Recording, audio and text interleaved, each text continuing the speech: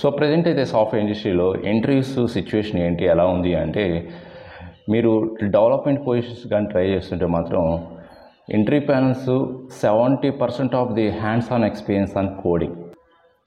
Okay, మీరు only ఏదో థియరిటికల్గాను లేకపోతే డైరెక్ట్ ఇంటర్వ్యూ క్వశ్చన్స్ మాత్రం ఎక్స్పెక్ట్ చేయొద్దు.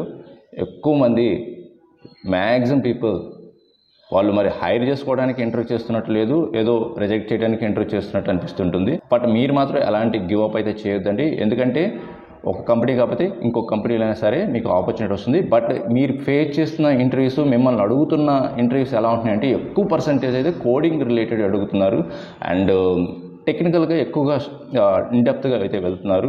ఓకే, మీరు థియరిటికల్గా కొంత కవర్ చేసినా కూడా, అంటే మీరు థియరిటికల్గా ఇప్పుడు 10 క్వశ్చన్స్ అడిగారు అనుకోండి, 7, 8 చెప్పారనుకోండి, అయినా కూడా సెలెక్ట్ చేసుకోవట్లేదు. సో ఎవరైతే కోడింగ్ క్వశ్చన్ అడిగినప్పుడు వాళ్ళు ప్రాపర్గా వాళ్ళకి ప్రతి ప్రాబ్లమ్ సాల్వ్ చేస్తుంటే ఆ క్యాండిడేట్ని హైర్ చేసుకోవడానికి ఇంట్రెస్ట్ చూపిస్తున్నారు. సో అందువల్ల మీరు చేయాల్సింది ఓన్లీ థియరిటికల్కే కాకుండా మీ కోడింగ్ క్వశ్చన్స్ కూడా, అంటే ప్రోగ్రామ్స్ కూడా, ఏదైతే మీరు ప్రాజెక్ట్ రిలేటెడ్ క్వశ్చన్స్ కావచ్చు, సిచ్యుయేషన్ బేస్డ్ క్వశ్చన్స్ కావచ్చు, సినారియో బేస్డ్ క్వశ్చన్స్ కావచ్చు, వీటిని ప్రిపేర్ అవ్వండి. అప్పుడు ఇంటర్వ్యూ అయితే క్రాక్ చేయగలుగుతున్నారు. ఎందుకంటే మోర్ క్యాండిడేట్స్ సేమ్ జాబ్కి అప్లై చేస్తున్నారు కాబట్టి.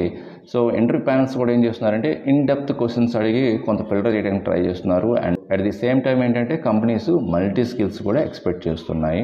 ఒక్క స్కిల్స్ మీద మీరు ఏదో మంచి నాలెడ్జ్ తెచ్చుకున్నా కూడా జాబ్ రావడానికి కొంచెం కష్టంగా ఉంది ఉన్న సిచ్యువేషన్లో అయితే. ఓకే, సో ఈ వీడియో యొక్క మెయిన్ ఇంటెన్షన్ ఏంటంటే, సో థియరిటికల్ ఒక్కటే సరిపోదండి. సో ఎవరైతే కోడింగ్ 70% ఆఫ్ ది కోడింగ్ కానీ మీరు ఇంటర్వ్యూస్లో కానీ పర్ఫార్మెన్స్ చేస్తే డెఫినెట్గా మీరు ఇంటర్వ్యూ అయితే క్రాక్ చేయగలుగుతారు.